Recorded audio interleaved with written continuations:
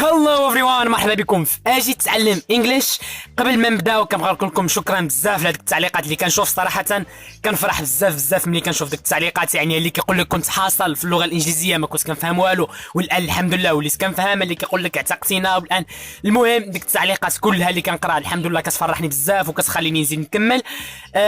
بعد التعليقات اللي كنشوفها كنجبر بزاف ديال الناس كيسقسيوني على بعد الدروس اللي ديجا يعني سبق لي شرحتهم وعملت فيديوهات عليهم. اذا قبل ما تسقسي على شي سؤال وتطلب مني يعني نشرح شي درس، دخل للقناه شوف الدروس اللي كاملين اللي كاينين ديال البكالوريا ولا اي درس بغيتي من غير الناس ديال البكالوريا. المهم حتى تشوف ديك الدروس كامله عاد سولني وطلب مني يعني الدروس اللي بغيتي نزيد نشرحها.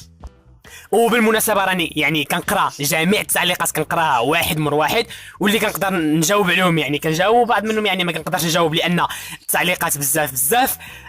حاجه وحده يعني اللي عاد دير لي انت دابا الا كنتي كتفرج الفيديو، هي غادي تهون هذا الفيديو، غادي تعمل له لايك باش كتشجعني باش نشرح دروس اخرى ونعمل فيديوهات كثار، وباش كتخلي هذا الفيديو يشوفوه بزاف ديال الناس. يعني غتخسر 2 ثواني من وقتك وغادي تهود، غادي تعمل لايك. اذا بلا ما نطول عليكم، الدرس ديال اليوم ان شاء الله اللي غادي نشرحوه هو مودلز، اولا كيتسموا ايضا مودل فيربس. هاد المودلز هما can, could, may, might, will, should و must. طبعا هادو ماشي المودلز كاملين، كاين بزاف ديال المودلز، كاين مثلا should، كاين ought to، كاين would. المهم كاين بزاف، ما غاديش نشرحوهم كاملين وما غاديش نشرحوا جميع الاستعمالات ديالهم، حيت اذا بغينا نشرحوا جميع المودلز والاستعمالات ديالهم كلهم راه خصنا 3 ولا 4 ديال السوايع ونصاب نساليو. غادي نشرحوا هاد المودلز الاساسيين يعني اللي كيتستعملوا بزاف وهما الاساسيين، وغادي نشرحوا ايضا فقط غير الاستعمالات الرئيسيه ديالهم. كاين بعض المودلز هنا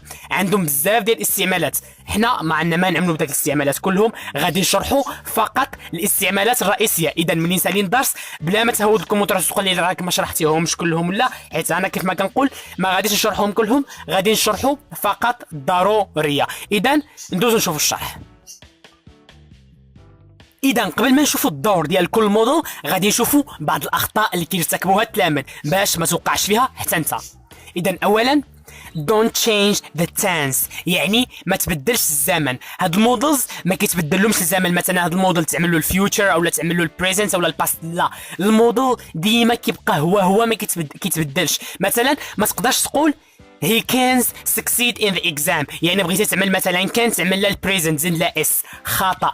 الموديل دائما كيبقى هو. في هذه الحاله غادي تقول he can succeed in the exam، كتبقى هي والفيرب اللي كيجي موراها حتى هو كيبقى هو ما كيتبدلش، حيت هذا اصلا البريزنت، يعني الموديل دائما ما تبدلوش تنس. ثانيا don't use to، يعني ما تستعملش to. مثلا he may to ask me a question، هذه خاطئة. علاش؟ ما تقدرش تقول he may ومورها تعمل to ask me a question، لا، خصك تقول he may ask me a question بلا داك to، يعني مور الموديل دائما كتعمل الفيرب مباشرة. ثالثا use not after models not don'ts، هنا كنتكلموا على النيجاتيف يعني على النفي. ملي كنبغيو نستعملوا النفي، الا بغيتي تستعمل النفي في هاد المودلز ما تقولش you don't will win the competition، يعني الا بغيت هنا غادي تستعمل you will not win the competition، يعني في النيجاتيف غادي تاخذ not وغادي تعملها ما بين ديك الموديل، مثلا هنا عندنا ويل وما بين الفيرب، يعني ما كاين لا دونت لا والو. ملي تبغي النيجاتيف دائما شبر نوت وعملها ما بين ويل و وين، يعني ما بين الموديل او الفيرب. اذا هادو من بين اهم الاخطاء اللي كيوقعوا فيها التلاميذ. والان ندوزو نشوفوا الدور ديال كل موديل. اولا عندنا كان و كود. كانوا كود هادو بجوج بهم ديالاش ديال ability، طبعا عندهم استعمالات اخرى ولكن الاستعمال الرئيسي ديالهم هو الابيليتي. شنو هي الابيليتي؟ الابيليتي هي الاستطاعه، يعني القدره ولا الاستطاعه. مثلا I can swim، هذه شنو كتعني؟ كتعني انا استطيع ان اسبح. swim هي السباحه، اسبح، و I can كتعني انا استطيع، يعني هاد كان ديال الاستطاعه I can swim. مثال اخر حمزة can play football better than his older brother، يعني حمزة يستطيع أن يلعب كرة القدم أحسن من أخيه الأكبر. يعني حمزة can play football، حمزة يستطيع أن يلعب كرة القدم، ديك كان كتعني يستطيع. سارة can't go to school. سارة هنا عملنا النفي كيف ما قلنا كنعملو نوت مورا كان، وهاد كانت هي الاختصار ديال كان نوت، بلا ما نعملو كان نوت كتجي طويله كنعملو كانت اللي هي اختصار. سارة can't go to school هذا هو النيجاتيف. سارة can't وموراها كنعملو الفيرب مباشره اللي هو go. دابا نشوفو could. I could swim when I was 4 years old. هادي شنو كتعني؟ كنت استطيع السباحه ملي كانت في عمري 4 سنوات. هاد كود في حال كان ديال الاستطاعه ولكن ديال الماضي، ديال واحد الحاجه كنا كنقدروا نعملوها في الماضي، يعني كتعني كنت استطيع ولا كان يستطيع. هنايا I could swim when I was 4 years يعني كنت استطيع ديال الماضي. When حمزة was a child he could play the piano. ملي حمزة كان طفل كان يستطيع أن يلعب البيانو، يعني أن يعزف البيانو. يعني كيف ما قلنا هنا كود في حال كان ديال الاستطاعة ولكن ديال الماضي.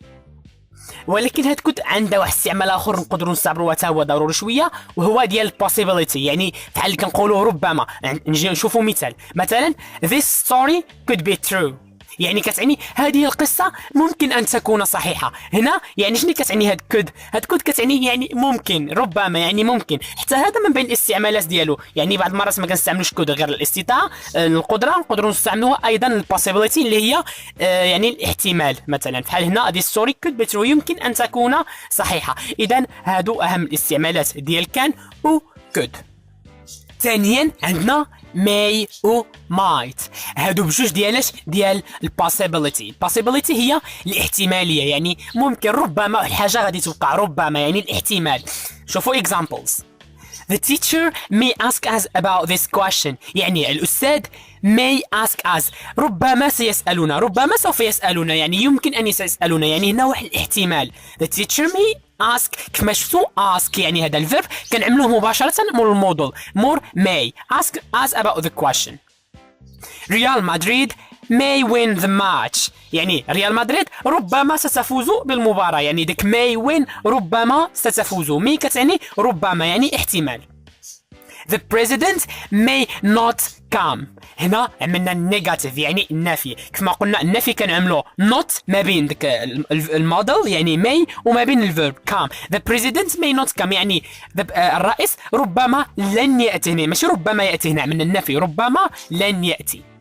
اما بالنسبه لمايت حتى هي ديال possibility، ولكن الاحتماليه ديال مايت ناقصه شويه على مي. مثلا نشوفوا نفس المثال الاول نعملوا له مايت. The teacher might ask us about this question. هنا إذا قلنا the teacher might ask us about the question يعني كتعني ربما يقدر يسقسينا على هذا السؤال، يعني ماشي شي احتمالية كبيرة في حل الأولى. إذا قلنا the teacher may ask us about this question مثلا 50% غادي يسقسينا على واش، يعني ربما غادي يسقسينا على هذا الكويشن. أما إذا قلنا the teacher might ask us about this question يعني ربما غادي يسقسينا على الكويشن، يعني مثلا 21% ولا 30%، يعني الاحتمالية ناقصة. أو لو نقدروا نقولوا بحال اللي شفنا في المثال السابق ريال مدريد might win the match، يعني ريال مدريد ربما تقدر تغلب في الماتش، يعني هي ما غاديش تغلب ولكن ربما يعني شويه واحد الاحتماليه تقدر تغلب في الماتش. اذا هذا هو الاستعمال ديال مي و مايت. على الان ندوزو نشوفوا الاستعمالات ديال ويل. موديل ويل هذا كنستعملوه للفيوتشر يعني المستقبل.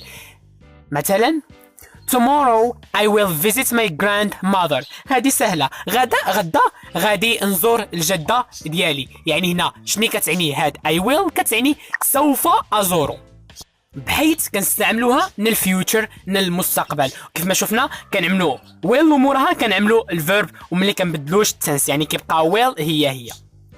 Sarah will travel to Spain next month عفوا. هنا شنو كتعني؟ سارة غادي تسافر لإسبانيا الشهر المقبل. سارة سوف تسافر will travel يعني واحد المستقبل، سوف تقوم بشي حاجة. the will كتعني سوف. أخيرا I will not go to school because I am sick. لن أذهب إلى المدرسة لأنني مريض. هنا عملنا النيجاتيف النفي. كيف ما شفتوا not عملناها أيضا ما بين will و go، يعني ما بين الموديل والفيرب، يعني لن أذهب إلى المدرسة يعني والحاجة في المستقبل، ولكن هنا النفي ما غاديش نعمل ديك الحاجة في المستقبل. هذا هو الاستعمال الرئيسي ديال الموديل will. أرى دابا نشوفوا should كنستخدموها الادفايس، يعني النصيحه. ملي كنقول لك وخصك تعمل شي حاجه يجب عليك ان تقوم بشي حاجه، يعني كتنصح شي واحد. راه نشوفوا examples. You should work hard for the exam. هادي شنو كتعني؟ يجب عليك ان تعمل بجد من اجل الامتحان، يعني للامتحان، يعني خصك تخدم مزيان للامتحان. You should يعني يجب عليك، يعني كتعطي واحد النصيحه. You should وموراها الفيرب work. You should read the text before answering the questions. يعني يجب عليك أن تقرأ النص، يعني خصك تقرأ النص قبل ما تبدأ الإجابة على الأسئلة. هنا أيضا كتقدم النصيحة، يعني كتقول فحال يجب عليك أن تقوم بهذا وهذا. You should read. الان ارا نشوفوا النيجاتيف. النيجاتيف حتى هو فحال القواعد اللي شفنا قبيله، فحال اللي طبقنا على المودلز اخرين. You should not wait for someone to explain the lessons to you. يعني ما خصكش تستنى حتى يجي شي حد ويشرح لك الدروس، انت خصك تمشي تقلب على الدروس. هذه نصيحه، يعني you should not يعني ما خصكش تعمل واحد الحاجه. You should not وموراها كتعمل الفيرب اللي هو wait. اذا هذا هو الاستعمال الرئيسي ديال should.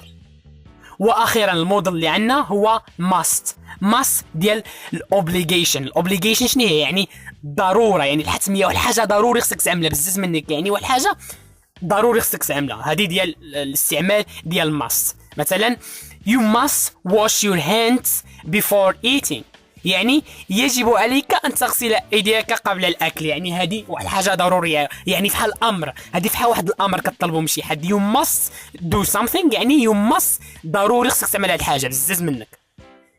You must sleep early the night of the exam، يعني خصك تنعس بكري الليله قبل الامتحان، يعني ضروري خصك تنعس بكري الليله قبل الامتحان باش لغدا كتصبح يعني فايق مزيان. يعني هذه you must واحد الحاجه ضروريه، يعني obligation.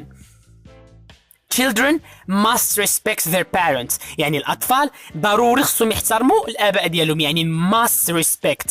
كيف ما شفتوا must model وموراها الفيرب اللي هو respect. إذا واحد الحاجة ديال الضرورة، هذا هو الاستعمال الرئيسي ديال must اللي كنستعملوها للobligation. اذا هادشي اللي عندنا في المودلز. ومجددا كنقول ما شفناش يعني المودلز كلهم بحال اوتو والمودلز كلهم، وما شفناش الاستعمالات كلها ديال هاد المودلز، حيت المودلز يعني هذا واحد الدرس معمق شويه وفيه بزاف ديال التفاصيل، وانت ما عندكش الوقت باش تبقى تتفرج في واحد الفيديو اللي فيه 4 سوايع ولا 5 سوايع باش تفهم هذا الدرس هذا، وانا ما عنديش الوقت باش نبقى نشرح 4 سوايع ولا 5 سوايع في هذا الدرس. يعني ماشي ضروري تشوف جميع الاشياء اللي داخلين في هاد المودلز. يعني شفنا بصفه عامه المودلز شنو هما والاستعمالات الرئيسيه ديالها، يعني وفي الامتحان يعني في المستوى ديال البكالوريا ولا اولا ولا جهد المشترك، هذا النيفو هذا بارك عليك باش تفهم المودل فيربس. اذا هادشي اللي كاين، كنتمنى تكونوا فهمتوا والله يوفق الجميع.